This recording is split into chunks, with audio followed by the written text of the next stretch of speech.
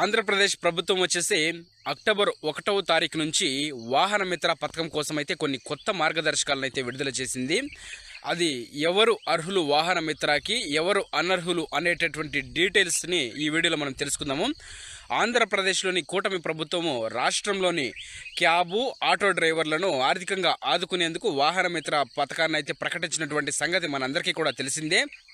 ఈ యొక్క పథకం అయితే దసరా పండుగ సందర్భంగా వచ్చేసి వాహన మిత్ర నిధులు జమ చేయాలని చెప్పేసి గవర్నమెంట్ అయితే భావిస్తూ ఉంది. కానీ తాజాగా ప్రభుత్వం దీనిపైన క్లారిటీ ఇచ్చింది. అక్టోబర్ 1వ తారీఖున వచ్చేసి వాహన మిత్ర నిధులు విడుదల చేస్తామని తెలిపింది. ఈ పథకానికి సంబంధించి విధి విధానాలు, మార్గదర్శకాలు, ఈ పథకానికి ఎవరు అర్హులు, ఈ పథకాన్ని ఎలా అప్లై చేసుకోవాలి అనేటటువంటి పూర్తి వివరాలను అయితే మనం ఇక్కడ తెలుసుకుందాము. ఆంధ్రప్రదేశ్ ప్రభుత్వము ఏపీలోని ఆటో డ్రైవర్లను ఆదుకునేందుకు వాహన మిత్ర పథకాన్ని వచ్చేసి ప్రకటించినటువంటి సంగతి మనందరికీ తెలిసిందే. దీని ద్వారా డ్రైవర్లకు ప్రతి సంవత్సరము కూడా 15,000 రూపాయలు ఆర్థిక సాయాన్ని అందజేయాలని చెప్పేసి గవర్నమెంట్ అయితే నిర్ణయించింది. దీన్ని వచ్చేసి ఆల్రెడీ సీఎం చంద్రబాబు నాయుడు గారు అయితే ప్రకటించారు. దీనికోసం అయితే మనము వెహికల్ యొక్క ఫిట్నెస్ సర్టిఫికెట్టు, ఇన్సూరెన్స్ సర్టిఫికెట్టు, మరమ్మతులు వంటి అవసరాల కోసం అక్కడకు వచ్చేలా ఈ యొక్క ఆర్థిక సహాయాన్ని అయితే అందిస్తున్నారు. అదేవిధంగా చూసుకున్నట్లయితే సొంతంగా ఎవరు ఆటో పెట్టుకుంటారో, క్యాబ్ పెట్టుకుంటారో, మోటార్ క్యాబ్ పెట్టుకుంటారో వాళ్ళందరి కోసం ఈ యొక్క పథకాన్ని అయితే తీసుకురావడం జరిగింది. వాళ్ళందరూ కూడా ఈ యొక్క పథకానికి అయితే అర్హులే. వీరందరికీ కూడా వాహన మిత్ర పథకం కింద అయితే 15,000 రూపాయలు అయితే హెల్ప్ చేస్తారండి, సాయం చేస్తారు. ఈ క్రమంలో తాజాగా ఈ పథకానికి సంబంధించినటువంటి మార్గదర్శకాలు, నిధులు విడుదల ఏ విధంగా ఎప్పుడు తేదీలు ప్రకటించారో అని మనం గవర్నమెంట్ని అయితే చూసినట్లయితే ముఖ్యమంత్రి చంద్రబాబు నాయుడు గారు అక్టోబర్ 1వ తేదీన వాహన మిత్ర నిధులను విడుదల చేస్తారు. నేరుగా లబ్ధిదారుల బ్యాంకు ఖాతాల్లో ఈ డబ్బులు అయితే జమ అయిపోతాయండి. లబ్ధిదారులు అంటే ఎవరైతే ఎలిజిబిలిటీ ఉంటారో వాళ్ళ ఖాతాల్లో జమ అయిపోతాయి. దీనికి సంబంధించి తాజాగా ప్రభుత్వం అయితే మార్గదర్శకాలని విడుదల చేసింది. గెజిట్ నోటిఫికేషన్ అంటారు దీన్ని, జీవో.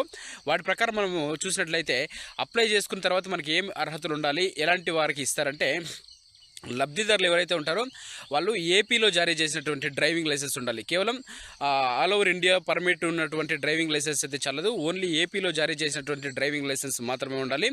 మరియు ఆటో రిక్షా లేదా లైట్ మోటార్ వెహికల్ ఉన్నటువంటి నడపడానికి ఉన్నటువంటి లైసెన్స్ చెల్లుబాటులో ఉండాలి. అంటే వెహికల్ ఆర్సీ ఉండాలి. వాహనం వచ్చేసి ఆంధ్రప్రదేశ్లోనే రిజిస్టర్ అయి ఉండాలి. వేరే ఎక్కడైనా రిజిస్టర్ అయింటే ఆ యొక్క వాహనానికి అయితే రాదు. మోటార్ క్యాబు, మ్యాక్సీ క్యాబ్లకు రిజిస్ట్రేషన్ సర్టిఫికేట్ అయితే కంపల్సరీ ఉండాలి. అదేవిధంగా ఫిట్నెస్ సర్టిఫికేట్లు కూడా ఖచ్చితంగా ఉండాలి. అదేవిధంగా ఆటో రిక్షా విషయంలో వచ్చేసి ఫిట్నెస్ సర్టిఫికేట్ లేకపోయినా పర్వాలేదు. ఈ ఒక్క సంవత్సరం 2025-26 సంవత్సరానికి అయితే ఫస్ట్ టైం వాళ్ళైతే నిధులు విడుదల చేస్తారు. నెక్స్ట్ ఇయర్కి మనము ఆటో కూడా రిక్షా విషయంలో వచ్చేసి ఫిట్నెస్ సర్టిఫికేట్ కంపల్సరీ తీసుకురావాల్సి ఉంటుంది. కానీ ఒక నెలలోపు ఆ సర్టిఫికేట్ మనము తీసుకొని గవర్నమెంట్కి వెరిఫికేషన్కి పంపించాల్సి ఉంటుంది. లేకపోతే నెక్స్ట్ ఇయర్లో వారికి వాహన మిత్ర అమౌంట్ అయితే రాదు. ఇంకా ఈ పథకం వచ్చేసి passenger auto rickshaw, motor maxi క్యాబ్లు యజమానులకు మాత్రమే వర్తిస్తుంది. ఎవరైతే సొంతంగా ప్యాసింజర్ ఆటోలో పెట్టుకొని రిక్షా పెట్టుకుంటారో, సొంతంగా డ్రైవర్ని పెట్టుకోకుండా యజమానులు మాత్రమే తోలుతూ ఉంటారో వాళ్ళకు మాత్రమే ఈ యొక్క పథకం అయితే వర్తిస్తుంది. ఇంకా లబ్ధిదారులు బీపీఎల్ రేఖకు కిందకు ఉంటే, అంటే దారిద్ర్య రేఖకు దిగువన ఉండే వాళ్ళకి, బిలో పవర్టీ లైన్కి వాళ్ళకి మాత్రమే వర్తిస్తుంది. దరఖాస్తుదారుడు వారి కుటుంబ సభ్యులు ఎవరైనా ప్రభుత్వ ఉద్యోగి లేదా పెన్షనర్ ఉంటే, గవర్నమెంట్ పెన్షన్ వచ్చేవాళ్ళు ఈ పథకానికి వారు అనర్హులు. ఇంకా పారిశుద్ధ్య కార్మికులకు అయితే మినహాయింపు ఉంటుంది. మున్సిపాలిటీలో పనిచేసేటటువంటి వాళ్ళందరికీ కూడా మినహాయింపు ఉంటుంది. వాళ్ళకి పట్టుకోరు డబ్బులు వాళ్ళకి ఇస్తారు. అదేవిధంగా ఇంటి విద్యుత్ వినియోగం మనం కరెంటు 300 యూనిట్ల కంటే కూడా తక్కువే యూజ్ చేయాలి. దీనికోసం దరఖాస్తు చేసుకునేవారు 300 యూనిట్లకు పైన ఎక్కువ యూజ్ చేసేట్లుంటే ఈ పథకానికి వారు కూడా అనర్హులండి.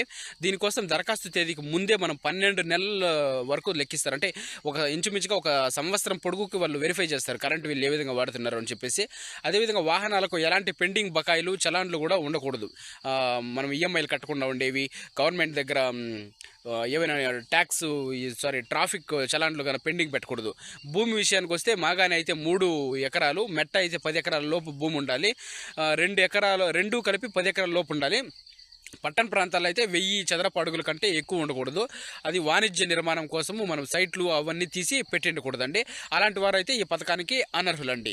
అదేవిధంగా చూసినట్లయితే సెప్టెంబర్ 17వ తారీఖు నుంచి దరఖాస్తులు స్వీకరణ చేస్తారు. అంటే ఈరోజు వచ్చేసి మండే, ట్యూస్డే నుంచి ఈ పథకాన్ని అయితే అప్లికేషన్లు అయితే ఆన్లైన్లో విడుదల చేస్తారు. దాన్ని మనము గ్రామ వార్డు సచివాలయం దగ్గరికి వెళ్ళేసి అప్లై చేసుకోవాల్సి ఉంటుంది.